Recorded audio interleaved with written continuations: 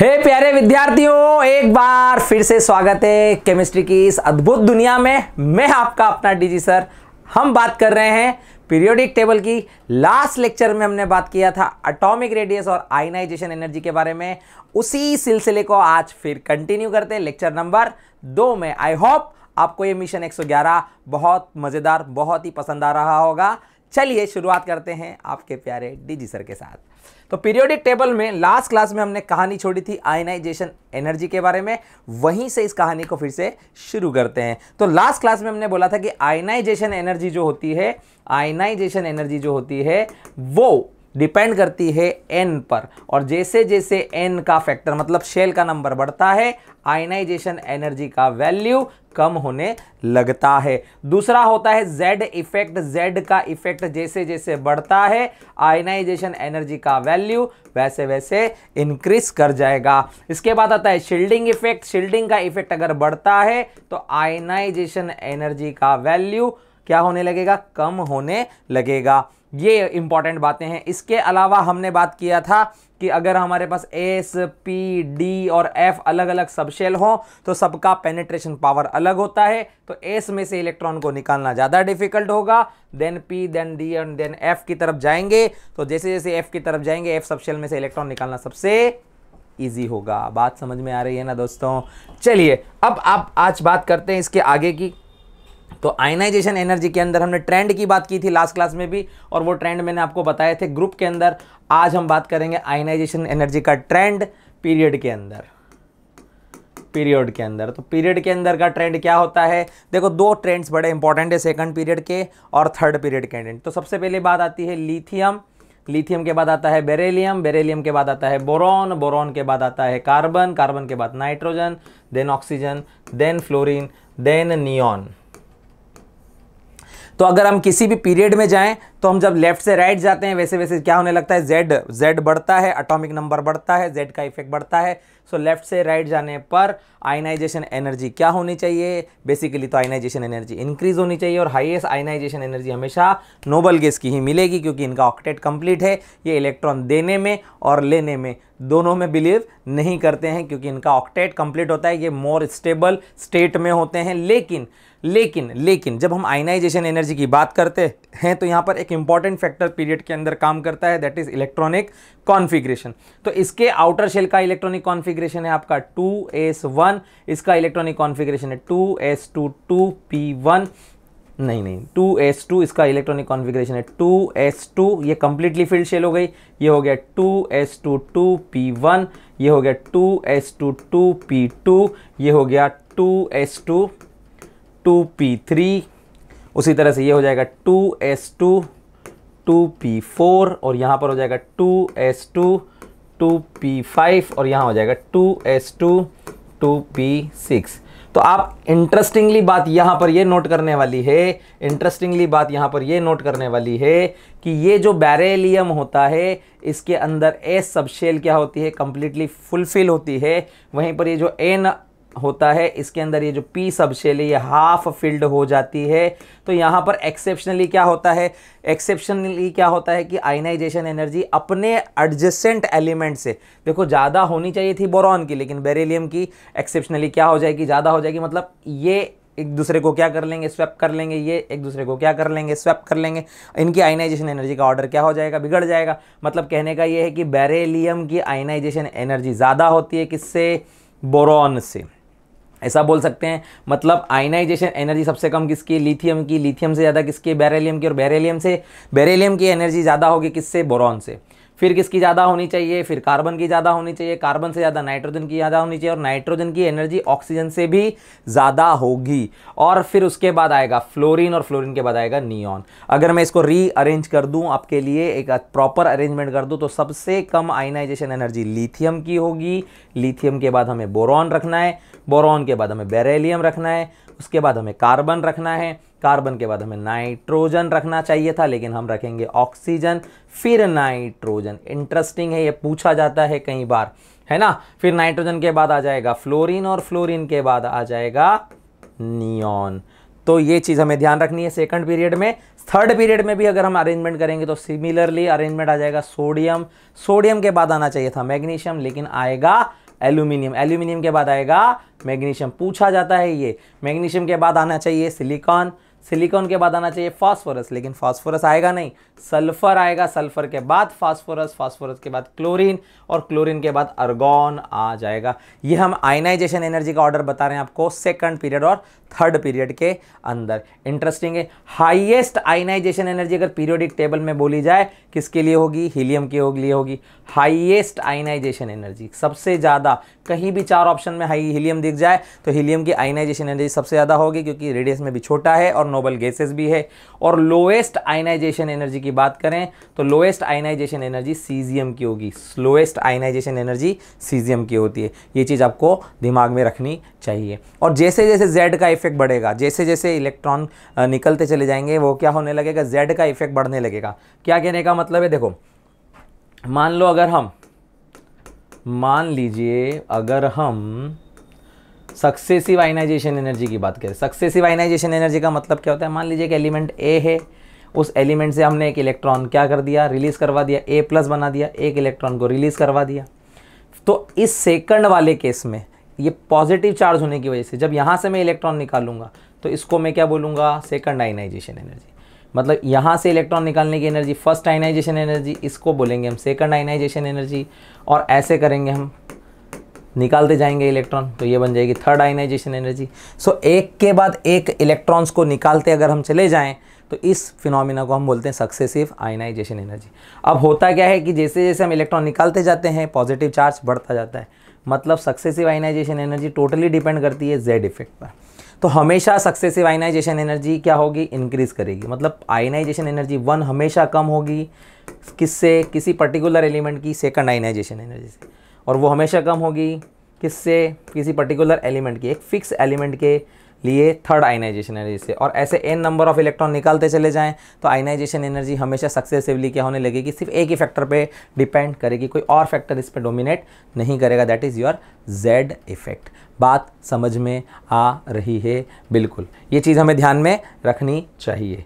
Okay, interesting है, बहुत अच्छी बात है ना। तो और दूसरी बात सक्सेसिव आयनाइजेशन एनर्जी पे और क्या चीज़ ध्यान में रखनी चाहिए कि देखिए, जब भी कभी हम इलेक्ट्रॉन निकालते चले जाएं, जैसे मान लीजिए कि हम अल्कली मेटल में सोडियम की बात कर लेते हैं, तो सोडियम के पास क्या होता है, हमने देखा है कि सोडियम क्या करता है, एक ही इलेक्ट्रॉन निकालने की कोशिश करता है, लेकिन मैग्नीशियम क्या करता है, वहीं पे 2 इलेक्ट्रॉन निकालता है।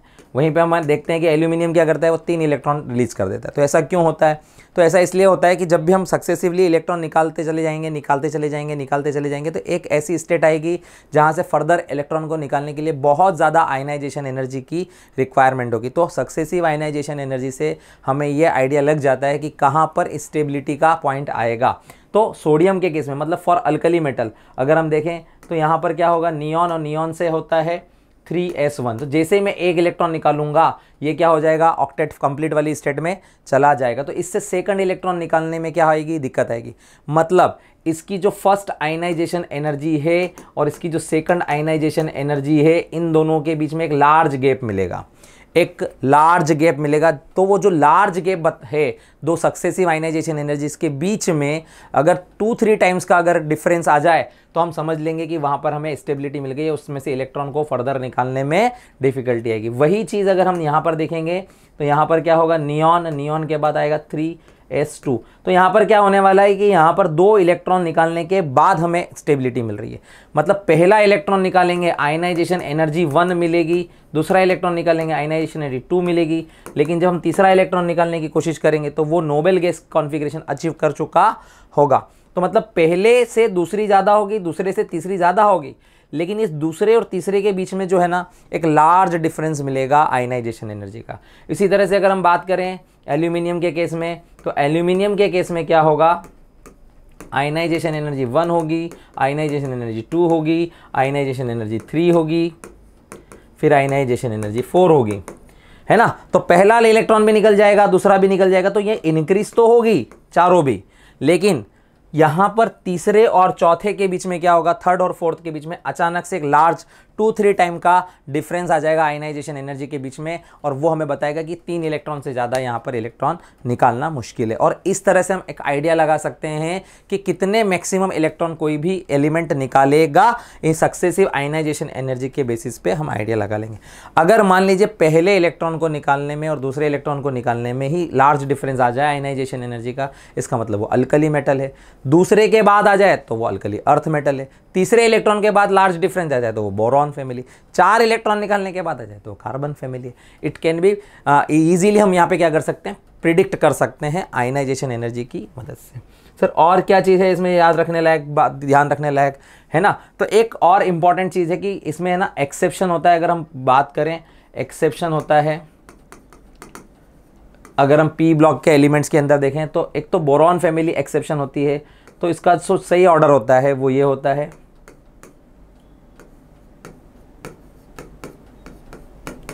इसमें आयनाइजेशन एनर्जी बोरॉन की ज़्यादा है, फिर एल्यूमिनियम की होनी चाहिए थी, फिर गैलियम की, फिर इंडियम की, फिर थेलियम की सबसे कम होनी चाहिए। लेकिन थेलियम जो है वो सेकंड नंबर पे आ गया है आयनाइजेशन एनर्जी में, और इंडियम बहुत पीछे चला गया है ना? वहीं पे एल्यूमिनियम और गैलियम में भी स्वैपिंग हो गई है। तो ओवरऑल ऑर्डर जो है वो रेगुलर ट्रेंड को फॉलो नहीं कर रहा है। ऊपर से नीचे जाने पर डिक्रीज होनी चाहिए थी, लेकिन वो डिक्रीज नहीं हो रही है। इसको याद रखना है तो आप इस ट्रिक का मदद ले लें। बेचा, तेल, गली गली, ऑल इंडिया। अब आप इन तीनों ट्रिक्स को एक साथ पढ़ेंगे तो आपको आसान लगेगा। देखो, एक तो था बाल गए इंडियन तेल से, फिर भाग गई आलिया इंडिया से तेल बेच के। अब वो तेल कहाँ कहाँ बेचा गया, तो बेचा, तेल, गली गली, ऑल इंडिया। इस तरह से इसे याद रख लें। इसी तरह से एक आयनाइजेशन एनर्जी का ट्रेंड होता है कार्बन फैमिली में। Carbon, silicon, germanium. जर्मेनियम के बाद टीन होना चाहिए, लेकिन टीन से पहले लीड आता है, लीड के पहले बाद टीन आती है। तो यहाँ पे थोड़ा सा आयनाइजेशन एनर्जी में वेरिएशन आया है। देखो, डाउन द ग्रुप डिक्रीज होनी चाहिए, लेकिन लीड की थोड़ी सी सक्सेसिवली ज़्यादा होती है। और इस सबके पीछे रीज़न है डी एंड एफ कॉन्ट्रैक्शन, इसका रीज़न होता है। कोई रीज़न पूछ ले तो हमें बताना आना चाहिए। इसको याद कैसे रखेंगे, तो याद रखने के लिए बोलेंगे कहे सीता जी प्रभु सुन लो। इस तरह से इसको याद रखो, प्रभु सुन लो, ऐसे याद कर लो। आयनाइजेशन एनर्जी में एक्सेप्शनल ऑर्डर है, काम आ सकता है जेई वाले बच्चे, क्योंकि अक्सर पीरियोडिक टेबल में वो क्वेश्चन पीवाईक्यू में ज़्यादा आते हैं जहाँ थोड़ा कहीं पे एक्सेप्शन होता है, तो वो चीज़ आ सकती है। तो वहाँ क्या होता है, अगर हमें वो सही से ऑर्डर नहीं याद हो, अब ऑर्डर के लिए या तो डाटा याद करो, डाटा तो इतना सारा याद नहीं कर सकते कि एटॉमिक रेडियस का या डाटा, फिर आयनाइजेशन एनर्जी का या डाटा, फिर इलेक्ट्रॉन गेन एंथैल्पी का डाटा, सब बहुत मुश्किल है। तो वहाँ पर फिर क्या करें, तो इस तरह के कुछ ट्रिक्स बना लें, लेकिन सारा ट्रिक में ना करें। वहीं ज़रूरत है ट्रिक की जहाँ पर थोड़ा सा वेरिएशन है, बाकी नॉर्मल रहने दें, है ना। चलिए आगे बढ़ते हैं। आयनाइजेशन एनर्जी का कंसेप्ट आई थिंक आपको क्लियर हो गया है।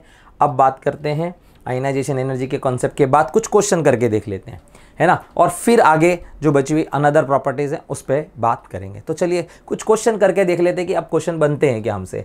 तो क्या लिखा है, the smallest size of cation and anion, सबसे छोटे कैटायन और छोटे एनायन। देखो आपको कौन कौन से कैटायन और एनायन दिए गए हैं। एक तो H+ आयन दिया गया है, और दूसरा कैटायन कौन है, लिथियम आयन दिया गया है।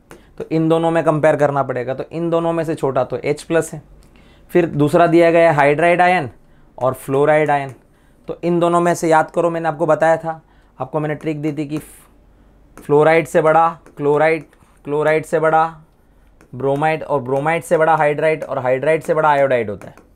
तो hydride ion is very bigger than fluoride ion. तो इसका मतलब एक तो हमारा H+ आयन होना चाहिए और एक फ्लोराइड आयन होना चाहिए, क्योंकि दोनों स्मॉल चाहिए। तो कहाँ पर दिख रहा है हमें H+ आयन और फ्लोराइड आयन, तो this is the second answer. तो ये इंटरेस्टिंग है, अगर आपको ये ऑर्डर नहीं आता तो आपसे ये क्वेश्चन नहीं बनता। देखो अगला क्वेश्चन क्या है। अगला क्वेश्चन ये कह रहा है कि अभी टोटल 7 पीरियड हैं, अगर एक अल्कली अर्थ मेटल अगर 8th पीरियड में डाल दें तो 7th पीरियड का एलिमेंट होता है 118, ये होता है ओगेनसन।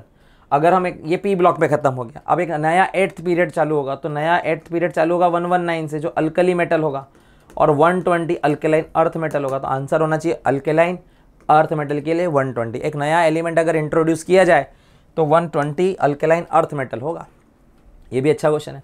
The correct order of ionic और एटॉमिक रेडियस की बात करें तो एटॉमिक रेडियस के रिस्पेक्ट में निकालें तो देखो ये कौन सी फैमिली में दिख रहा है, 3D सीरीज में दिख रहा है। आपको याद होगा मैंने बोला था कि ऊपर से नीचे क्रोमियम मैग्नीज तक तो ये डिक्रीज ही होता है, तो scandium then titanium then vanadium then chromium, ये डिक्रीज ही होगा क्योंकि जेड इफेक्ट शुरू में डोमिनेट करता है।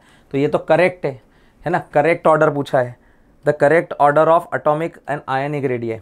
फिर दूसरा क्या बोला गया है, कोबाल्ट निकल कॉपर जिंक, तो इसी के अंदर लास्ट में देखो कोबाल्ट निकल कॉपर और जिंक में अगर ऑर्डर बनाए तो ऑर्डर ये आना चाहिए। ये कोबाल्ट और निकल तो लगभग बराबर ही थे, अप्रॉक्सीमेट बराबर होते हैं, तो ऑर्डर ये आना चाहिए, लेकिन ये ऑर्डर तो दिया नहीं तो ये तो इनकरेक्ट हो गया। फिर उसके बाद आता है ये सल्फर वाला, सल्फर वाले में देखो यहाँ पे सबसे बड़ा S2- होगा, उसके बाद आपका क्लोराइड आयन होगा अगर इन दोनों की बात करें, क्योंकि जिसके पास नेगेटिव चार्ज ज़्यादा होता है उसकी साइज़ बड़ी होती है। और इन दोनों की बात करें तो नाइट्राइड आयन जो है उस पर चार्ज ज़्यादा नेगेटिव है और ऑक्साइड आयन जो है उस पर कम नेगेटिव चार्ज है। तो इन दोनों में से ये ऐसा ऑर्डर आना चाहिए था, लेकिन ये तो इनकरेक्ट दिया हुआ क्योंकि नाइट्राइड आयन तो पीछे दिया हुआ, तो ये भी इनकरेक्ट है। तो आंसर कौन सा होना चाहिए, फर्स्ट होना चाहिए। चलो आगे बढ़ते हैं, 3 अलग अलग ऑर्डर दिए थे वहाँ पे। इस तरह के क्वेश्चन बहुत आते हैं जेई में। देखो आयनाइजेशन एनर्जी दिया है किसके बीच में, सोडियम मैग्नीशियम एल्यूमिनियम सिलिकॉन, मतलब थर्ड पीरियड एलिमेंट है। तो याद करो सोडियम से ज़्यादा होती है मैग्नीशियम और मैग्नीशियम की ज़्यादा होती है एल्यूमिनियम से, और फिर सिलिकॉन आता है, ऐसा आता है ये। तो मैग्नीशियम की ज़्यादा है, राइट। अगर ओवरऑल ऑर्डर की बात करें इसको तो सोडियम से ज़्यादा एल्यूमिनियम, एल्यूमिनियम से ज़्यादा मैग्नीशियम से ज़्यादा सिलिकॉन, ये ऑर्डर होना चाहिए।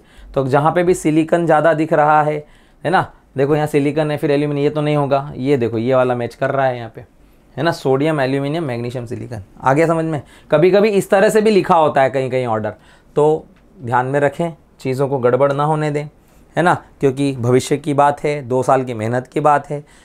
2 साल मेहनत करने के बाद अब लास्ट में जाकर छोटे छोटे चैप्टर्स के भी क्वेश्चंस का अगर वहाँ जाकर गलत हो गए या हमने पैनिक कर गए हम वहाँ पर जाकर, तो क्या होगा कि 2 साल की जो मेहनत है, हमने क्लासरूम में इतना समय बिताया, हम स्कूल में इतना समय बिताया, हमने टीचर्स की बातें सुनी, हमने समझने की कोशिश की, बहुत प्रैक्टिस की, लेकिन लास्ट में जाके हम क्या कर गए, कहीं ना कहीं पैनिक कर गए, और पैनिक करने की वजह से हमारा गड़बड़ हो गया, गड़बड़ होने की वजह से हमारा स्कोर नहीं आ पाया। तो हम जो हैं एक अच्छे कॉलेज में जाते जाते क्या हो गए, रह गए। तो वो लाइफ टाइम हमें क्या करेगा, वो एक छोटा सा पेन लाइफ टाइम के लिए पेन बन जाएगा, यार मैं आईआईटी में नहीं जा पाया, या मैं एनआईटी से मतलब मैं अपनी इंजीनियरिंग नहीं कंप्लीट कर पाया। एक अलग माहौल, एक अलग एटमॉस्फेयर होता है आईआईटी का, एनआईटीएस का, ट्रिपल आईटीज का, बीट्स का, है ना। उसके लिए क्या करनी पड़ती, मेहनत करनी पड़ती। अच्छे माहौल में जाना है तो मेहनत भी अच्छी करनी पड़ेगी, और आसान भी नहीं है और मुश्किल भी नहीं है, आसान भी नहीं है और मुश्किल भी नहीं है।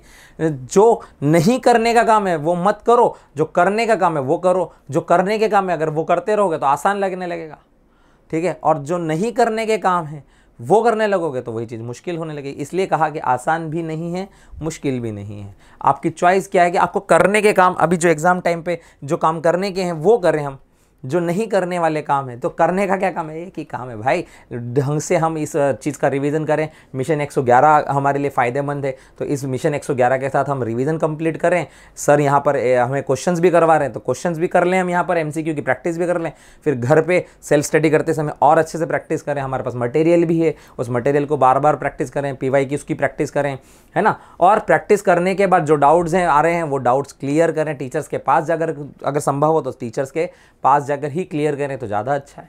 तैयारी बस यही करना होता है और कुछ नहीं करना होता है, पर हम वो नहीं कर रहे होते हैं, है ना। बार बार सिर्फ ये चीज़ें जो हैं फिर हम बहाना बनाने लग जाते हैं।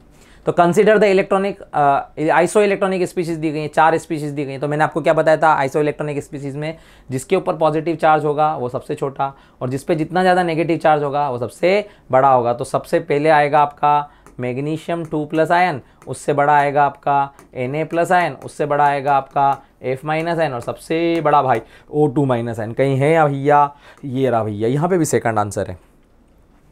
ये ऐसा मत सोचिए कि ईजी है, ये तो मैं कर लूँगा, कर लेंगे तो फिर करो, साथ में ही कर लेते हैं ना, क्या दिक्कत है, साथ में करने में क्या दिक्कत है ना। तो शील्डिंग इफेक्ट का ऑर्डर तो SPDF है ना, ये देखो ये भी पहले आया हुआ क्वेश्चन है। और कभी कभी क्या होता है, ये इसलिए भी कर रहे हैं अपन ऐसे छोटे छोटे क्वेश्चन, इन सारे क्वेश्चंस को मिला के एक ही क्वेश्चन भी बन सकते हैं कि एक ही क्वेश्चन में आपको शील्डिंग इफेक्ट भी दे दिया, आयनिक रेडियस का ऑर्डर भी दे दिया, एटॉमिक रेडियस का ऑर्डर भी दिया, करेक्ट कौन से, इनकरेक्ट कौन से, कितने करेक्ट हैं, कितने इनकरेक्ट हैं, ऐसे इंटीजर टाइप के क्वेश्चन बन जाएंगे। तो एक एक क्वेश्चन कर लें छोटे छोटे, तो वो सारे ऑर्डर के लिए हमारे दिमाग में क्या करेगा, प्रैक्टिस बना देगा। अब यहाँ पे फिर से आ गया, तो सिमिलर ही क्वेश्चन आ गया, तो ये तो आप खुद ही कर लेना आप, है ना। फिर देखो अगला, देखो ये गैडोलिनियम, ये भी क्वेश्चन PYQ है गैडोलिनियम के बारे में। तो गैडोलिनियम क्या होता है, ये गैडोलिनियम एक लेंथेनाइड होता है। इसका एटॉमिक नंबर कितना होता है, 64 दिया गया है। इसका एटॉमिक नंबर कितना है, देखो एटॉमिक नंबर है 64। तो ऑब्वियस है ये 64 कब आएगा, ऑब्वियस है ये जीनॉन के बाद आएगा। तो यहाँ से शुरू करो, जीनॉन का एटॉमिक नंबर कितना होता है 54। तो मतलब जीनॉन तक का तो एटॉमिक नंबर सेम हो गया। देखो यहाँ पे जीनॉन लिखा ही है ना, ये पता चल ही रहा है। तो अब टोटल देखो, टोटल हमारे पास जो इलेक्ट्रॉन है वो कितने होने चाहिए, 64। 54 तो ये हो गया, 10 इलेक्ट्रॉन और भरना है। तो F अब आया यहाँ पे, तो S आएगा सबसे पहले, तो 6s2 2 इलेक्ट्रॉन कंपलसरी F में होते हैं। F ब्लॉक के जो एलिमेंट होते हैं उसमें 2 इलेक्ट्रॉन तो S सबशेल में होते ही हैं। तो 54 और 2 हो गए 56। अब गैडोलिनियम के केस में क्या होता है, गैडोलिनियम के केस में ये जो 5D सबशेल है इसमें भी इलेक्ट्रॉन होता है, और जो आपकी 4F सबशेल है उसमें भी इलेक्ट्रॉन होता है। टोटल कितने इलेक्ट्रॉन बचे, देखो 56 तो यहाँ हो गए, टोटल 8 इलेक्ट्रॉन बचे हैं आपके पास।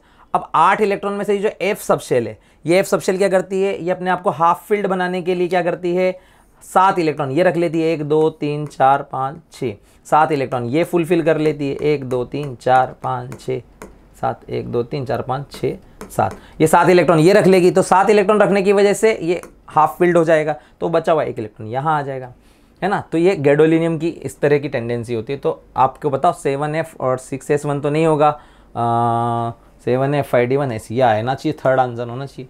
आ गई बात समझ में, है ना। कुछ तो भी इधर उधर से देखो, ये तो हो ही नहीं सकता है, पॉसिबल ही नहीं है। ये देखो D5 क्यों होगा, क्योंकि वो F इलेक्ट्रॉन है।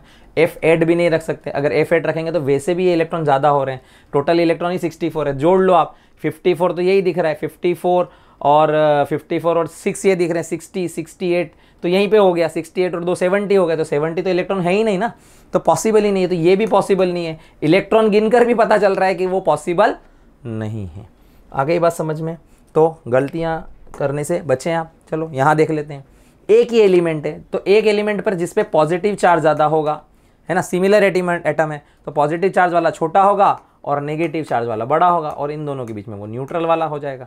पॉजिटिव चार्ज की वजह से क्या होता है, जेड इफेक्ट बढ़ता है, जेड इफेक्ट ज़्यादा तो रेडियस छोटा होगा। PYQ है ये भी एक, है ना, आयोडीन के ऊपर चार्ज लगाए गए हैं। देखो भैया, element with the highest ionization potential कौन सा है, 4 एलिमेंट है। कौन कौन से 4 एलिमेंट है, हाईएस्ट आयनाइजेशन है। तो जब लेफ्ट से राइट जाएंगे तो देखो सबसे पहले तो यहाँ बोरॉन दिया है, और बोरॉन से ज़्यादा आयनाइजेशन एनर्जी किसका होता है, कार्बन का होता है। पर कार्बन से ज़्यादा किसका होता है, नाइट्रोजन का। नाइट्रोजन से कम होता है ऑक्सीजन का।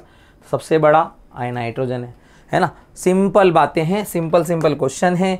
यहाँ पर क्या पूछा है, लिस्ट आयनाइजेशन, सबसे कम आयनाइजेशन एनर्जी पूरी पीरियोडिक टेबल में सबसे कम आयनाइजेशन एनर्जी सीजियम का है, यही है ना, लिस्ट ही है ना, ठीक है भैया। सबसे हाईएस्ट आयनाइजेशन एनर्जी, सबसे ज़्यादा आयनाइजेशन एनर्जी हीलियम का है ना। सिंपल क्वेश्चन है।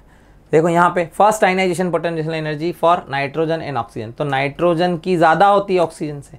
अब यहाँ पे कैलकुलेट नहीं करना है, सिर्फ अंदाजा लगाना है। देखो दोनों की बराबर तो हो नहीं सकती, ये आंसर नहीं होगा, ये आंसर नहीं होगा, क्योंकि दोनों की अभी बराबर नहीं होगी। तो जिसकी ज़्यादा है वो, तो नाइट्रोजन की ज़्यादा है तो पहले नाइट्रोजन वाला, तो ये वाला आंसर होना चाहिए, क्योंकि नाइट्रोजन की ज़्यादा है रिस्पेक्टिवली। चलो आगे बढ़ते हैं। अमंग द फॉलोइंग एलिमेंट, ये भी अच्छा क्वेश्चन है। देखो इसमें क्या होता है, इलेक्ट्रॉनिक कॉन्फिगरेशन देख, तो कॉन्फिगरेशन देख के पहचानो। नियॉन मतलब 10 और 2 12 और 1 13, मतलब ये कौन सा एलिमेंट है, ये एल्यूमिनियम है। फिर ये देखो नियॉन 2 12 और 3 15, मतलब ये फास्फोरस है। फिर बताओ फर्स्ट 20 एलिमेंट तो सबको याद होंगे ना, ये 10 और 2 12 और 2 14, मतलब ये सिलिकॉन है।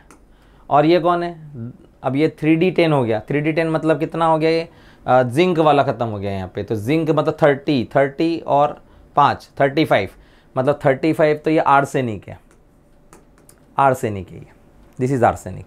Now the amongst the following element the one having highest ionization energy, तो इन सब में हाईएस्ट आयनाइजेशन एनर्जी किसकी होगी। तो देखो सबसे पहले तो आपके पास एक तो एल्यूमिनियम है, फिर एल्यूमिनियम के बाद सिलिकॉन है, और सिलिकॉन के बाद फास्फोरस है। तो इन तीनों में तो ये आयनाइजेशन एनर्जी इसकी ज़्यादा होती है, और फास्फोरस और आर्सेनिक में कंपेयर कर लो तो आर्सेनिक से भी फास्फोरस की ज़्यादा होगी, ओवरऑल फास्फोरस की ज़्यादा निकल के आ रही है, तो मतलब ये कॉन्फिगरेशन। तो सबसे पहले इसमें एलिमेंट पहचान लो, एलिमेंट का नाम लिख लो, तो आपको उसको आइडेंटिफाई करके क्वेश्चन को सॉल्व करना क्या होगा, आसान नज़र आएगा। क्या मेरी बात समझ में आ रही है मिशन 111 में? Yes yes yes. क्या क्वेश्चन समझ में आ रहे हैं बेटा? यस। क्या अच्छा रिवीजन हो रहा है बेटा? Yes yes sir. ये भी अच्छा क्वेश्चन है, ये भी PYQ है। देखो AIEEE 2006 में ही आया हुआ है। क्या बोला है? बोरॉन, फास्फोरस, सल्फर और फ्लोरीन, है ना? बोरॉन, फास्फोरस, सल्फर और फ्लोरीन। तो इसमें क्या होता है, सबसे हाईएस्ट आयनाइजेशन एनर्जी तो होती है फ्लोरीन की, है ना, क्योंकि वो नॉन मेटल है, सबसे पीछे की तरफ है। फिर क्या होता है, ये फास्फोरस और सल्फर की अगर बात करें, फास्फोरस और सल्फर में, तो फास्फोरस और सल्फर की अगर बात करें तो फास्फोरस की आयनाइजेशन एनर्जी कम, थोड़ी सी ज़्यादा होती है, क्योंकि इसमें हाफ फील्ड इलेक्ट्रॉनिक कॉन्फिगरेशन, जैसे ऑक्सीजन और नाइट्रोजन, वैसे ही फास्फोरस और सल्फर में फास्फोरस की आयनाइजेशन एनर्जी कंपैरेटिवली ज़्यादा होती है। तो इसके पीछे आता है फास्फोरस, इसके पीछे आता है सल्फर, और ये नॉन मेटेलिक कैरेक्टर है तो इलेक्ट्रॉन देने की टेंडेंसी इनमें कम है, तो इनकी आयनाइजेशन एनर्जी कंपैरेटिवली ज़्यादा है। और सबसे कम हो जाएगी बोरॉन, वो तो इलेक्ट्रॉन देना नहीं चाहता है, देना चाहता है इजीली, बोरॉन तो पीछे की तरफ है ना, तो उसके पास वो लगभग ऑलरेडी मेटल की साइड में है वो, तो क्या होगा, इलेक्ट्रॉन इजीली दे देगा। तो इन सब की अगर हम बात करें तो फ्लोरीन के पास इलेक्ट्रॉन देने की टेंडेंसी सबसे कम है। इन दोनों की बात करें तो ये हाफ फील्ड स्टेबल होने की वजह से इसके पास टेंडेंसी कम है। तो आंसर कहीं मैच हो रहा है, FP ये दिख रहा है मुझे, तो फोर्थ ऐसा आना चाहिए आंसर। चलो नेक्स्ट, आइसो इलेक्ट्रॉनिक स्पीशीज में क्या बताऊं, which ions represent the collection of isoelectronic species. अच्छा, set of isoelectronic species कौन कौन है, तो इन सबके आइसो इलेक्ट्रॉनिक गिन लो। तो ये देखो, ये इसका एटॉमिक नंबर 7 और ये 3 10, ये 2 10, ये 10, पर ये 16 और 2 18 हो गया, तो ये तो नहीं हुआ। ऐसे इसको गिन लो, लिथियम ने 1 इलेक्ट्रॉन दे दिया 2, और ये इसने 1 इलेक्ट्रॉन दे दिया, तो ये 10, तो ये भी नहीं हुआ। इसको देखें तो ये 19 में से 18, ये 17 1 18, ये 20 में से 2 गया 18, और ये 21 में से 3 चला गया 18, तो यही आंसर होना चाहिए, आइसो इलेक्ट्रॉनिक है ये। और ये तो नहीं दिख रहा है क्योंकि एक ही ग्रुप के एलिमेंट है, तो नहीं, पॉसिबल ही नहीं है, तो है ना। तो यहाँ पे देख लेते हैं अगला topic, electronic gain enthalpy. Electron gain enthalpy क्या होती है? देखो, हमें पता है ना, एटम होता है, और ये जो एटम है इसके पास शेल्स होती हैं, और इस शेल में अगर मान लीजिए जो आउटर शेल है, यहाँ पर एक इलेक्ट्रॉन अगर हम गेन करना चाहें, गेन करना चाहें, तो जब इलेक्ट्रॉन का गेन होता है तो ये इलेक्ट्रॉन गेन एंथैल्पी कहलाती है। मतलब जब ये इलेक्ट्रॉन और ये न्यूक्लियस क्या कर रहा है, एक दूसरे को अट्रैक्ट कर रहा है। तो जब भी इलेक्ट्रॉन न्यूक्लियस की तरफ अट्रैक्ट होता है, नेगेटिव पॉजिटिव का अट्रैक्शन होता है, तो हीट रिलीज होने लगती है, तो ये जो हीट रिलीज होती है, तो इसी को बोलते हैं इलेक्ट्रॉन गेन एंथैल्पी। तो हम इसको बोलेंगे द अमाउंट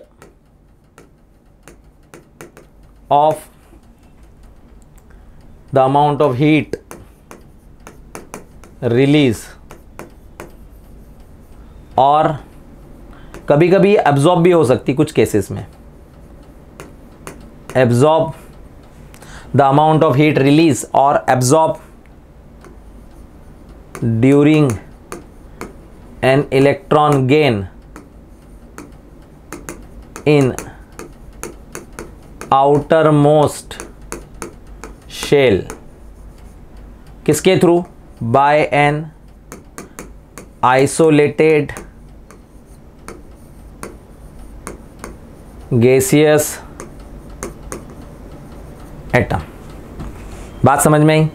कहने का मतलब ये है कि मान लीजिए अगर एक आइसोलेटेड गैसियस एटम है ए, और उसने क्या किया, एक इलेक्ट्रॉन गेन किया, तो वो A माइनस बन जाएगा। इसी को बोलेंगे फर्स्ट इलेक्ट्रॉन गेन एंथैल्पी, इसी को बोला जाता है फर्स्ट इलेक्ट्रॉन गेन एंथैल्पी।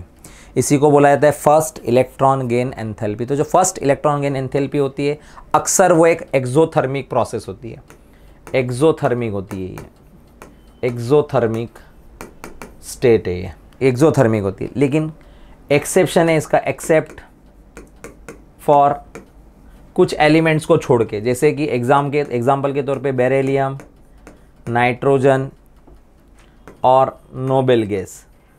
ये दिमाग में रख लो, नोबेल गैस जब भी इलेक्ट्रॉन को क्या करेगी, एक्सेप्ट करेगी, तो वो क्या करेगी, इलेक्ट्रॉन, इसके लिए ये प्रोसेस एंडोथर्मिक है। मतलब क्या हुआ कि बेरिलियम अगर इलेक्ट्रॉन गेन करेगा तो बेरिलियम माइनस बनेगा, ये क्या हो गई इलेक्ट्रॉन गेन एंथैल्पी इसकी क्या हो गई पॉजिटिव आएगी। सिमिलरली अगर नाइट्रोजन एक इलेक्ट्रॉन गेन करेगा तो क्योंकि ये हाफ फील्ड है, ये कंप्लीटली फील्ड है, तो इलेक्ट्रॉन जब आएगा ना ये रिपल्शन करेंगे। मतलब नाइट्रोजन के ऊपर भी अगर इलेक्ट्रॉन डाला जाए एक, तो वो क्या करेगा हीट एब्जॉर्ब करवाएगा। Similarly for noble gases. तो ये एक बात तो ये ध्यान में रखनी है।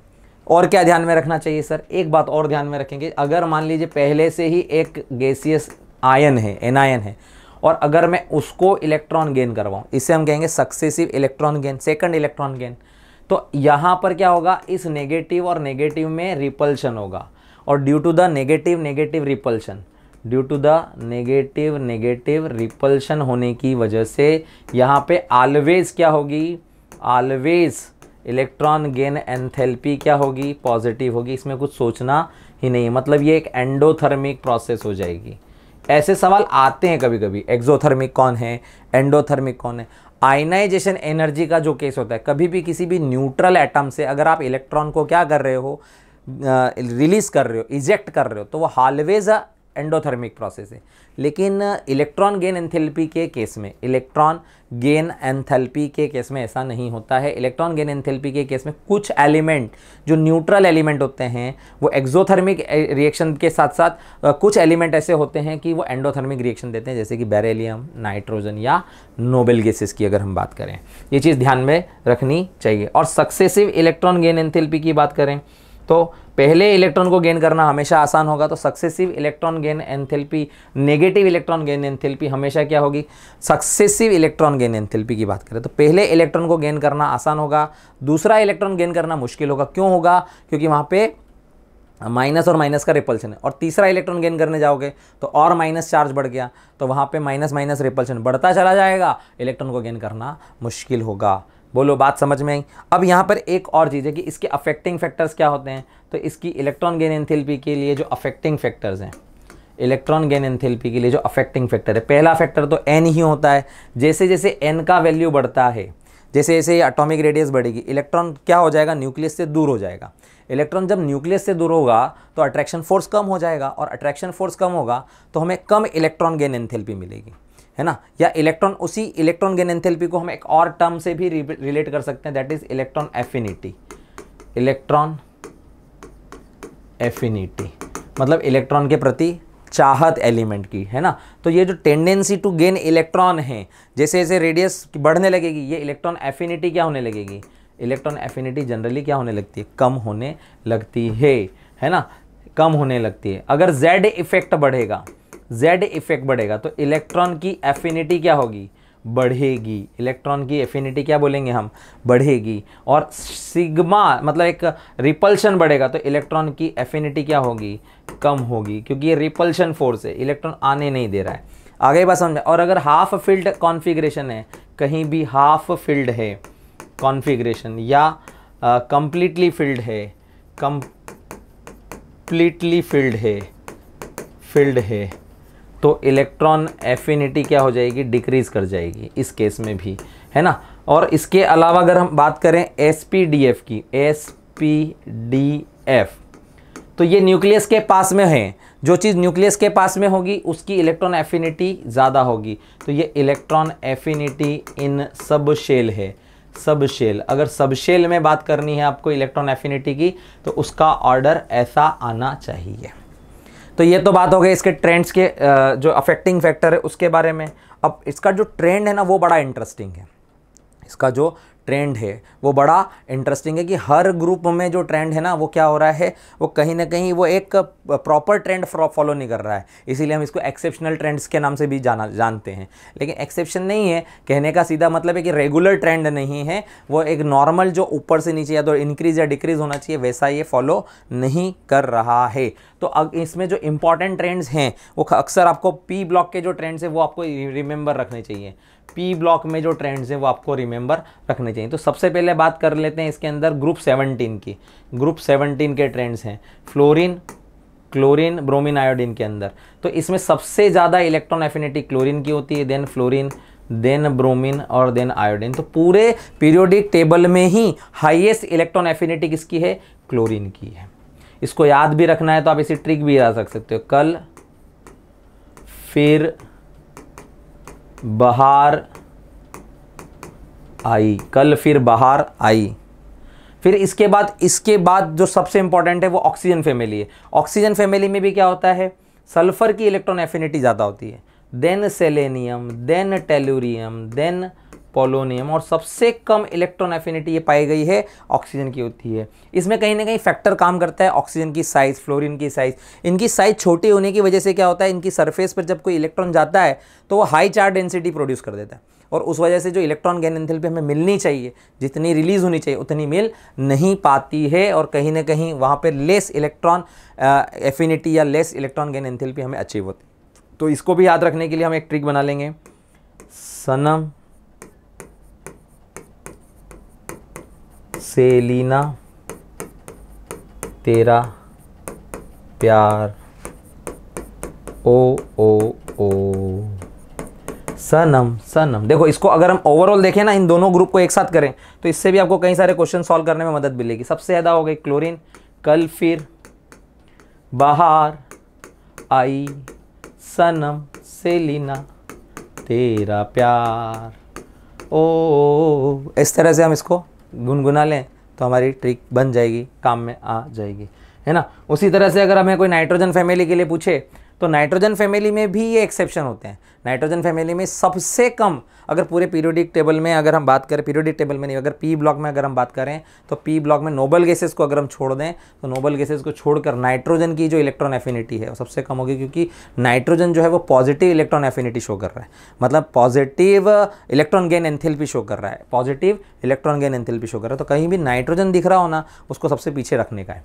फिर भी चलो अपन नाइट्रोजन फैमिली की बात कर लें तो नाइट्रोजन फैमिली में एग्जैक्ट ऑर्डर होता है, सबसे बिंदास, ऐश्वर्या, पागल नहीं है।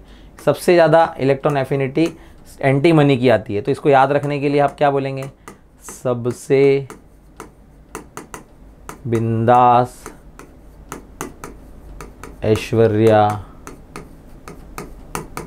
पागल नहीं है। उसी तरह से कार्बन फैमिली में कहें तो कार्बन फैमिली में सबसे ज़्यादा इलेक्ट्रॉन एफिनिटी सिलिकॉन की है। तो ये ट्रेंड आपको कहीं ना कहीं वेरिएशन दिखाई देगा, हर ग्रुप में वेरिएशन है यहाँ पर पी ब्लॉक में। सीता के कहने पर गए श्रीलंका प्रभु, ये सी ट्रिक है इसकी। क्या ट्रिक है? सीता के कहने पर, सीता के कहने पर गए श्रीलंका प्रभु, ऐसा हम ट्रिक बोल सकते हैं, ठीक है। और लास्ट में बोरॉन फैमिली के लिए भी बोलना है तो आलिया गई इंडिया से तेल बेच के। सबसे कम इलेक्ट्रॉन एफिनिटी एल्यूमिनियम की है और बोरॉन की सबसे ज़्यादा है। नहीं, उल्टा बोल दिया हमने।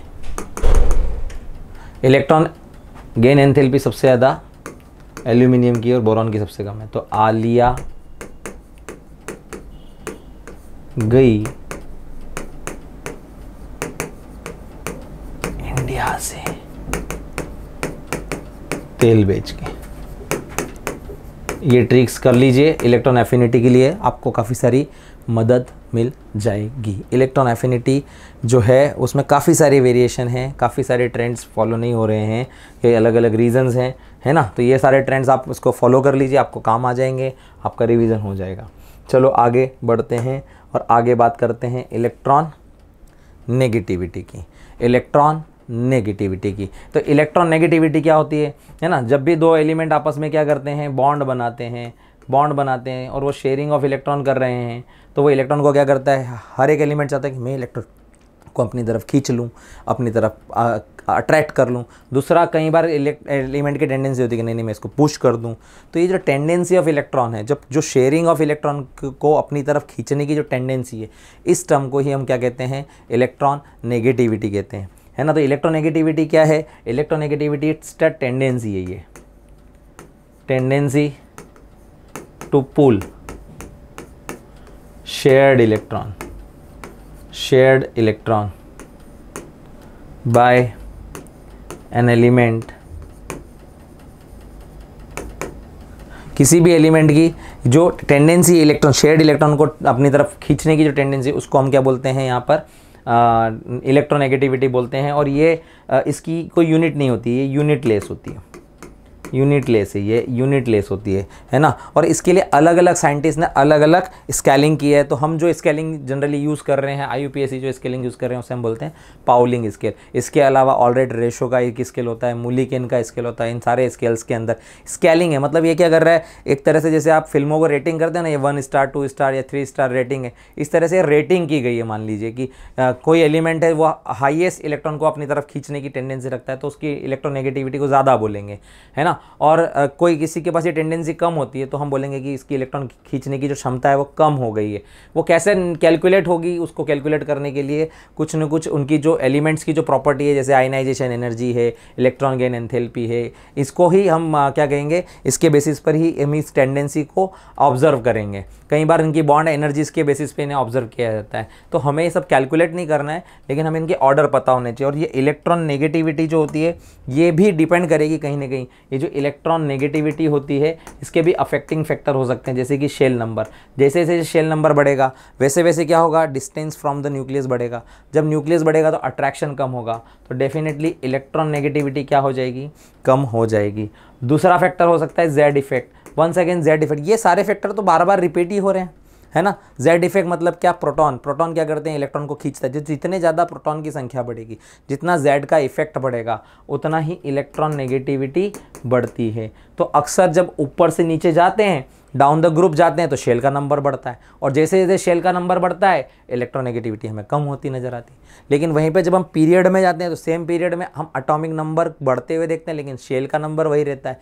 शेल का नंबर वही होने की वजह से जेड इफेक्ट बढ़ता चला जाता है और इलेक्ट्रोनेगेटिविटी भी वहाँ बढ़ती चली जाती है। इसके अपोजिट में हम सिग्मा इफेक्ट भी देख सकते हैं। सिग्मा का इफेक्ट बढ़ेगा तो इलेक्ट्रोनेगेटिविटी क्या हो जाएगी, कम हो जाएगी। इसके अलावा अगर अपन सबशेल में बात करें, तो एस, पी, डी और एफ सबशेल में बात करें, तो जो इलेक्ट्रॉन जो है एस सबशेल में होगा, उसकी इलेक्ट्रोनेगेटिविटी ज़्यादा होगी, है ना। क्योंकि जो न्यूक्लियस के पास होगा, जो न्यूक्लियस के जैसे जैसे एस का कैरेक्टर बढ़ता है, इलेक्ट्रोनेगेटिविटी बढ़ने लगती है। तो ये डिपेंड करता है एस, पी, डी, एफ के कैरेक्टर पे भी। तो इसीलिए जब कभी हमारा हाइब्रिडाइजेशन का कॉन्सेप्ट आता है, वहाँ पर भी हम ये देखते हैं कि जहाँ पे एस कैरेक्टर ज़्यादा होता है, जैसे sp, sp2 और sp3 अगर हम बात करें, फिर sp3d, तो जैसे जैसे हमारा क्या कम होता जा रहा है, एस का फैक्टर कम होता जा रहा है, इलेक्ट्रोनेगेटिविटी का ऑर्डर कम होता जा रहा है। तो electronegativity also depend on the S character, या कहें कि जो न्यूक्लियस के पास होगा उसकी इलेक्ट्रोनेगेटिविटी ज़्यादा होगी। तो ये भी सवाल आपको पता होने चाहिए, ये भी एग्जाम में आ सकता है। आई समझ में बात, आपको मेरी बात समझ में आ रही है ना बेटा। आपका रिवीजन होना बहुत जरूरी है। सारी बातें आपने पढ़ी हुई है, बट हम आपको क्या करवा रहे हैं, एक बार वापस से रिकॉल करवा दे रहे हैं। तो अभी आप खुद से पढ़ोगे तो आपको टाइम लगेगा, लेकिन हम आपको रिकॉल करवा दे रहे हैं कि ये सारी बातें एग्जाम के पॉइंट ऑफ व्यू से आप इस तरह से इसको रिकॉल कर लीजिए, याद कर लीजिए, है ना। यही पर्पस है मिशन 111 का कि 111 दिन में हमारे सारे स्टूडेंट, हमारे सारे विद्यार्थी क्या कर लें, वापस से एक बार जो 2 साल में पढ़ा है उसको एक बार और रिकॉल कर लेते हैं, एक बार और रिकॉल कर लेते हैं, एक बार और रिकॉल कर लेते हैं। जितनी बार रिकॉल करेंगे, रिकॉल करेंगे, फिर से क्या होगा, रिवीजन होगा तो कॉन्फिडेंस आएगा कि हाँ मैं क्वेश्चन बना सकता हूँ, मेरी आने वाली एग्जाम बहुत अच्छी जाने वाली।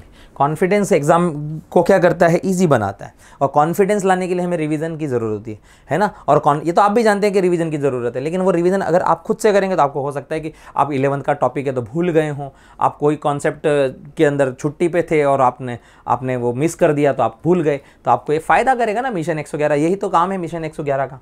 आ गई बात समझ में। तो इलेक्ट्रोनेगेटिविटी जो है उसके इंपॉर्टेंट ऑर्डर अगर हम बात करें, तो ग्रुप में अगर हम बात करें तो कोई आपको इसमें ध्यान रखने वाली बात नहीं है। सीधी सीधी बात है कि जैसे जैसे शेल का नंबर बढ़ेगा, वैसे वैसे इलेक्ट्रोनेगेटिविटी क्या होने लगेगी, इलेक्ट्रोनेगेटिविटी कम होगी। तो डाउन द ग्रुप हमेशा क्या होती है, डाउन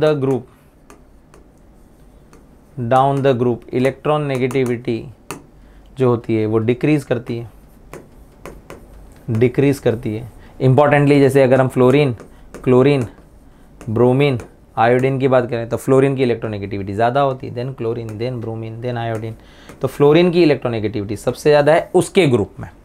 और पूरे पीरियोडिक टेबल में भी हाईएस्ट इलेक्ट्रोनेगेटिविटी किसकी है, तो हाईएस्ट इलेक्ट्रोनेगेटिविटी फ्लोरीन की है। हाईएस्ट इलेक्ट्रोनेगेटिविटी किसकी है, फ्लोरीन की। और लोएस्ट इलेक्ट्रोनेगेटिविटी किसकी है, जिसको इलेक्ट्रॉन लेना ही नहीं, खींचना ही नहीं, बॉन्ड ही नहीं बनाना है, जिसकी जीरो मान लो, है ना। या तो वैसे तो अगर बॉन्ड जो बना रहे हैं अगर उनकी बात करें तो सीजियम की इलेक्ट्रोनेगेटिविटी सबसे कम मानी जाती है। लेकिन अगर नोबल गैस की बात करें तो नोबल गैसेस की जो इलेक्ट्रोनेगेटिविटी होती है बिल्कुल जीरो होती है। कोई क्यों बॉन्ड ही नहीं बना रहे, तो हीलियम ने तो कोई बॉन्ड ही नहीं बनाया, तो इसकी इलेक्ट्रोनेगेटिविटी हम कैलकुलेट ही नहीं कर सकते, तो उसकी इलेक्ट्रोनेगेटिविटी हम क्या मान लेंगे, जीरो मान लेंगे। तो फ्लोरीन, क्लोरीन, ब्रोमीन। इसी तरह से ऑक्सीजन फैमिली में देखें तो ओ सनम, सेलिना, तेरा, प्यार। तो इसमें भी इलेक्ट्रोनेगेटिविटी धीरे धीरे नीचे की तरफ क्या होने लगती है, कम होती है। और जैसे जैसे इलेक्ट्रोनेगेटिविटी बढ़ती है नॉन मेटेलिक कैरेक्टर बढ़ता है, तो ये नॉन मेटल अच्छा है। और जैसे जैसे इलेक्ट्रोनेगेटिविटी कम होने लगती है, मतलब जैसे जैसे डाउन द ग्रुप जाएंगे मेटेलिक कैरेक्टर बढ़ेगा। तो मेटेलिक कैरेक्टर जो होता है ना, मेटेलिक कैरेक्टर जो होता है, मेटेलिक कैरेक्टर वो इन्वर्सली प्रोपोर्शनल होता है इलेक्ट्रोनेगेटिविटी से, ये ध्यान रखना, ठीक है। चलो आगे बढ़े। लेकिन अगर ओवरऑल एक ऑर्डर की बात करें तो देखो fluorine, then oxygen, then nitrogen, then chlorine, then bromine, then iodine.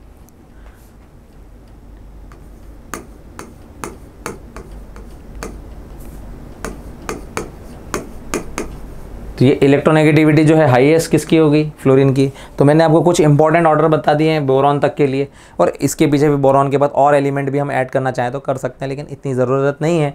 आप ये एक ओवरऑल एक ऑर्डर आप इसको भी रिमेंबर रख लें, है ना। तो ये आपके लिए इलेक्ट्रोनेगेटिविटी का ऑर्डर है जो आपको काम करेगा आगे वाले चैप्टर में। इसको याद कैसे रखना है, तो इसको बोलेंगे हम फोन, FON, फोन। इसको बोलेंगे कॉल, इसको बोलेंगे ब्रदर, इसको बोलेंगे इंडिया से, इंडिया से।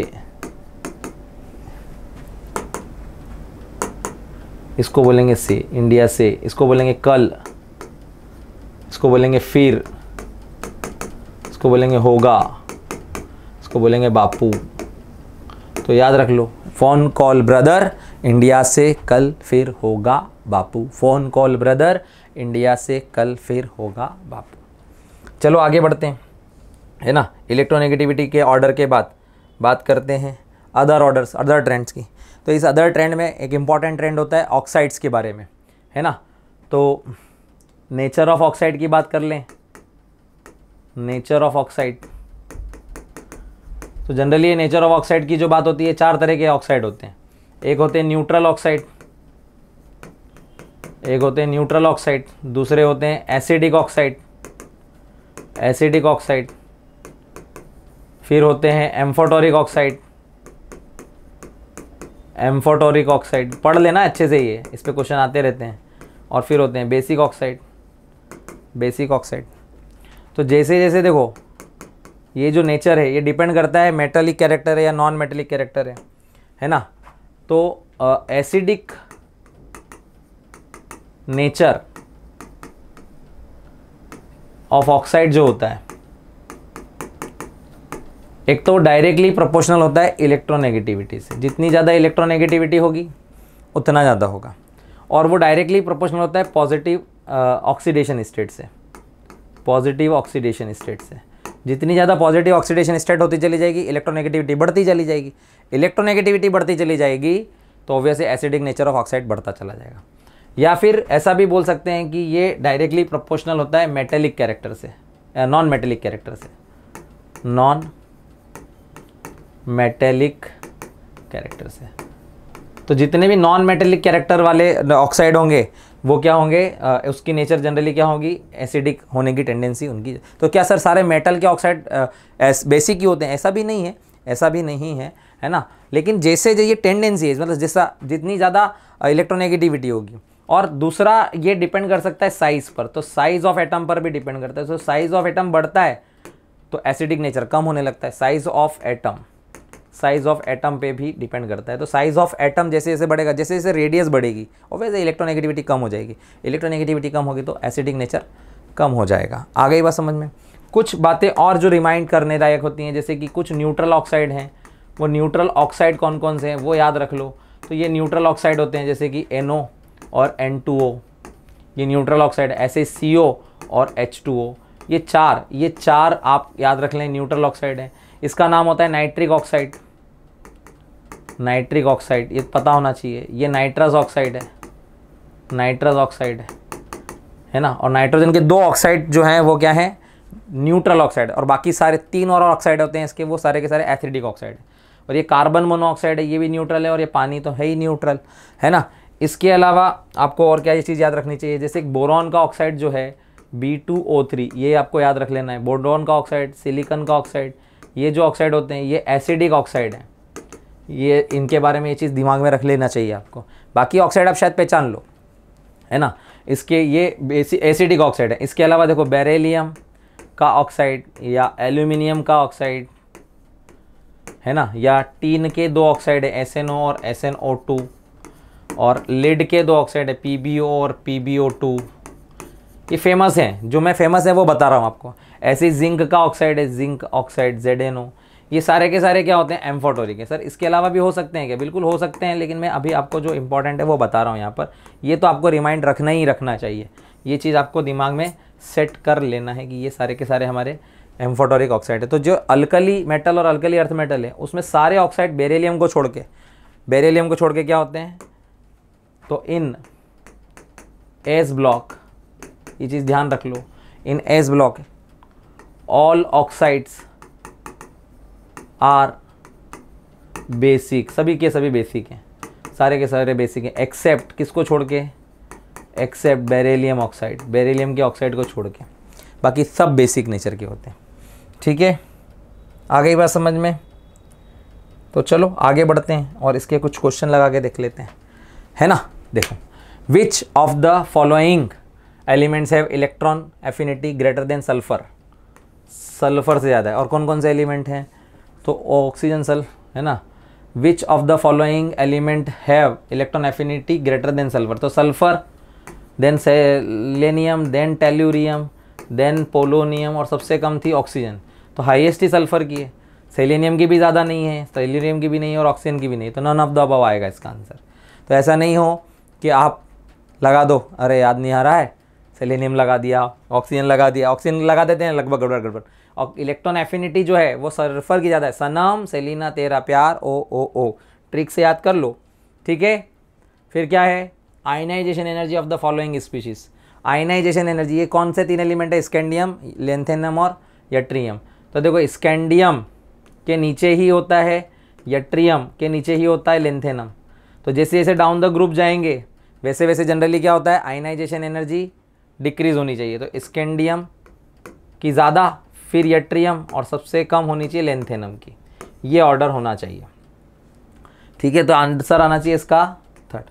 लेकिन एक बात ध्यान रखना कि किसी भी डी ब्लॉक एलिमेंट में इन तीनों को छोड़ के अगर 3D सीरीज़ के एलिमेंट की बात करें तो उनकी आयनाइजेशन एनर्जी ज़्यादा होती है देन 4D सीरीज़ एलिमेंट। लेकिन 5D सीरीज़ एलिमेंट की आयनाइजेशन एनर्जी और 4D सीरीज़ की आयनाइजेशन एनर्जी लगभग आयनाइजेशन एनर्जी के बारे में है ना बहुत सारी चीज़ें हैं, वेरिएशन है, बात करेंगे इसमें। और ये आयनाइजेशन एनर्जी की बात कर रहे हैं, तो आयनाइजेशन एनर्जी तो वैसे वैसे नीचे नीचे जाते हैं, डिक्रीज होती है। लेकिन एक चीज़ ध्यान रखना है ये चीज़ कि इसमें जब हम आगे जाते हैं, जैसे जैसे हम आगे जाते हैं तो आयनाइजेशन एनर्जी डी ब्लॉक में बहुत वेरी करती है। जो हम डी एंड एफ ब्लॉक के अंदर इसको स्टडी करेंगे, अभी अपन इसको इतना ही समझ लेते हैं, फिर आगे बढ़ते हैं। देखो, choose the incorrect order for the acidic strength. Acidic strength की अगर बात करें तो देखो, कार्बन डाइऑक्साइड ये तो न्यूट्रल है ना। अब यहाँ पे अगर सिमिलर एलिमेंट आ जाए, मान लो सिमिलर आ गए, तो हमें क्या देखना है, ऑक्सीडेशन स्टेट देखनी है। तो जिसका ऑक्सीडेशन स्टेट ज़्यादा है, जैसे ये +4 है +2 है, तो ये सही है। ऐसे ही देखो यहाँ पे ये +2 है, ये +4 है, ये +6 है, ये +4 है, ये +6 है, ऑक्सीडेशन नंबर निकाल लो, तो ये ज़्यादा एसिडिक है, सही बात है। फिर यहाँ पे देखो इन दोनों में ऑक्सीडेशन नंबर निकालेंगे, क्लोरीन की तो +1 आएगी, ये +3 आएगी, तो जिसकी ज़्यादा ऑक्सीडेशन नंबर है वो ज़्यादा एसिडिक है, तो ये भी करेक्ट है। सिर्फ फास्फोरस के एसिड में ये उल्टा होता है, बाकी जगह पे ये बात ऑक्सी एसिड के केस में क्या होता है, जनरली जिसकी ऑक्सीडेशन स्टेट ज़्यादा है वो मोर एसिडिक होता है, फास्फोरस के एसिड्स को छोड़ के। वो अपन पी ब्लॉक में और डिस्कस करेंगे।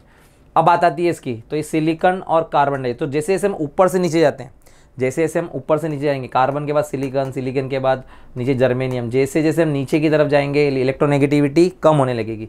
तो जिसकी इलेक्ट्रोनेगेटिविटी ज़्यादा है वो ज़्यादा एसिडिक, जिसकी इलेक्ट्रोनेगेटिविटी कम है वो कम एसिडिक। तो कार्बन डाइऑक्साइड ज़्यादा होना चाहिए, तो ये रॉन्ग हो गया, इनकरेक्ट पूछा गया है, इनकरेक्ट, तो वो आंसर वही हो गया, फोर्थ आंसर हो जाएगा आपका। आ गई बात समझ में। फिर देखो अगला क्वेश्चन क्या है, हाइड्रेशन एनर्जी। हाइड्रेशन का मतलब क्या होता है, जब भी कोई आयन जो होता है, जैसे मान लो कि सोडियम आयन है, सोडियम आयन को अगर हम क्या करें पानी में डाल दें, तो पानी के मॉलिक्यूल क्या होते हैं, इसकी तरफ अट्रैक्ट होते हैं, क्योंकि पानी पोलराइज है। पानी पोलराइज होने की वजह से इस पॉजिटिव चार्ज की तरफ इस पानी के नेगेटिव चार्ज जो है वो अट्रैक्ट होंगे, और इस अट्रैक्शन से क्या होगा, एक हीट रिलीज होगी, हीट रिलीज होगी। तो क्या होता है कि जिस एटम का हाइड्रेशन एनर्जी क्या होती है, हाइड्रेशन एनर्जी इन्वर्सली प्रोपोर्शनल होती है R प्लस से। मतलब जिस केटायन का रेडियस जितना छोटा होगा वो उतना ज़्यादा अट्रैक्ट करेगा, और जितनी कम रेडियस होगी उतनी हाइड्रेशन एनर्जी ज़्यादा होगी। तो अगर इन तीनों की बात करें तो इन तीनों में एल्यूमिनियम जो है वो सबसे छोटा आयन है, जिसके ऊपर पॉजिटिव चार्ज ज़्यादा है, वो छोटा है। तो एल्यूमिनियम की hydration energy of magnesium ion is lesser than that of. तो इसमें क्या होगा, देखो सबसे जो हाइड्रेशन एनर्जी एल्यूमिनियम पे 3 पॉजिटिव चार्ज है, ये तो 2 पॉजिटिव चार्ज है। Hydration energy of ion is magnesium की कम है तो एल्यूमिनियम की ज़्यादा है, तो आंसर क्या होना चाहिए, एल्यूमिनियम। एल्यूमिनियम की हाइड्रेशन एनर्जी ज़्यादा होती है किससे, मैग्नीशियम आयन से। ध्यान रखना ये बात, है ना, क्लियर है। इन चारों में भी एल्यूमिनियम की ही सबसे ज़्यादा आएगी, क्योंकि उस पर पॉजिटिव चार्ज है। हाइड्रेशन एनर्जी के बारे में एक तो रेडियस वाली बात हो गई, एक ये भी बात ध्यान में रखो कि हाइड्रेशन एनर्जी डायरेक्टली प्रोपोर्शनल होती है पॉजिटिव चार्ज ऑफ आयन। जिसके ऊपर पॉजिटिव चार्ज ज़्यादा होगा वो ज़्यादा अट्रैक्ट करेगा पानी को, जिसके ऊपर नेगेटिव चार्ज ज़्यादा होगा वो ज़्यादा अट्रैक्ट करेगा पानी को। चलो next, amongst the following electron gain enthalpy की बात चल रही है। इलेक्ट्रॉन गेन एंथैल्पी सबसे ज़्यादा क्लोरीन की है, फिर फ्लोरीन की है, फिर ब्रोमीन की है, फिर आयोडीन की है। तो बताओ, chlorine, fluorine, bromine, iodine, chlorine, fluorine, bromine. देखो यहाँ पे दिया हुआ है, देखो फ्लोरीन से ज़्यादा क्लोरीन, और क्लोरीन की फिर ब्रोमीन से ज़्यादा ही है, और आयोडीन, तो मतलब क्लोरीन बीच में आ गया, तो मतलब आंसर इसका थर्ड होगा। इन्होंने क्या किया है, इसको ऐसे बनाया, देखो फ्लोरीन फिर क्लोरीन, ऑर्डर चेंज नहीं किया इनके लिखने का, बस फ्लोरीन से ज़्यादा क्लोरीन है और क्लोरीन की ब्रोमीन से भी ज़्यादा है, क्योंकि ये तो हाईएस्ट है पूरे पीरियोडिक टेबल में, तो आंसर ऐसे आ रहा है ये, और आयोडीन की सबसे कम है। This is the answer, right. चलो आगे बढ़ते हैं। क्या हुआ तेरा वादा वो कसम, कौन से एलिमेंट है बेटा ये, है ना, कौन से एलिमेंट हैं, है ना, जो आपसे कर रहे हैं वादा कि कर लो पक्का इरादा। काय का क्वेश्चन है, increasing tendency two electron gain enthalpy. Electron gain enthalpy निकालना, पहले एलिमेंट तो पहचान ले। तो ये कितने हैं, देखो 6 और 2 8 और 2 10, मतलब ये तुम्हारा नियॉन है। फिर ये देखो 4 और 2 6 और 2 8, 8 वाला कौन सा होगा, ऑक्सीजन। फिर कौन है, ये कौन है, 2 4 6 10 और 1 11, मतलब ये कौन है, सोडियम। और उसके बाद 2 2 4 और 5 9 ही है ना, तो फ्लोरीन। सबसे ज़्यादा इलेक्ट्रॉन एफिनिटी किसकी होगी इन सब में, सबसे ज़्यादा फ्लोरीन की होनी चाहिए। फ्लोरीन कौन से नंबर पे, डी नंबर पे, तो डी। फिर ऑक्सीजन की होनी चाहिए, ऑक्सीजन बोले तो बी। फिर सोडियम की होनी चाहिए, सोडियम बोले तो सी, सोडियम आपका सी है। और सबसे कम इलेक्ट्रॉन एफिनिटी ए की होनी चाहिए, नियॉन। डी बी सी ए है क्या कहीं पे, डी की सबसे ज़्यादा, डी बी सी ए, ए ही फर्स्ट ही आंसर लग रहा है मुझे। तो आ गई बात समझ में, क्लियर। तो आई थिंक आपको टॉपिक तो समझ में आ ही गया होगा। अब हमारे पास क्या बचा है, अभी हमें क्वेश्चंस आंसर ही डिस्कस करने हैं, है ना। तो आज के लेक्चर को हम यहीं पे वाइंड अप कर देते हैं, और अगले लेक्चर में हम ढेर सारे PYQs देखेंगे, और जेईई एडवांस में किस टाइप के क्वेश्चन आए हैं पीरियोडिक टेबल से, ये सारा काम हम कंप्लीट कर लेंगे। सिर्फ एक क्वेश्चन आंसर सेक्शन हम रखेंगे पीरियोडिक टेबल पर, और किस तरह से वेरिएशन करके अलग अलग क्वेश्चन आ सकते हैं। तब तक के लिए आपको कह देते अलविदा, सायोनारा, फिर मिलेंगे दोबारा, ओके।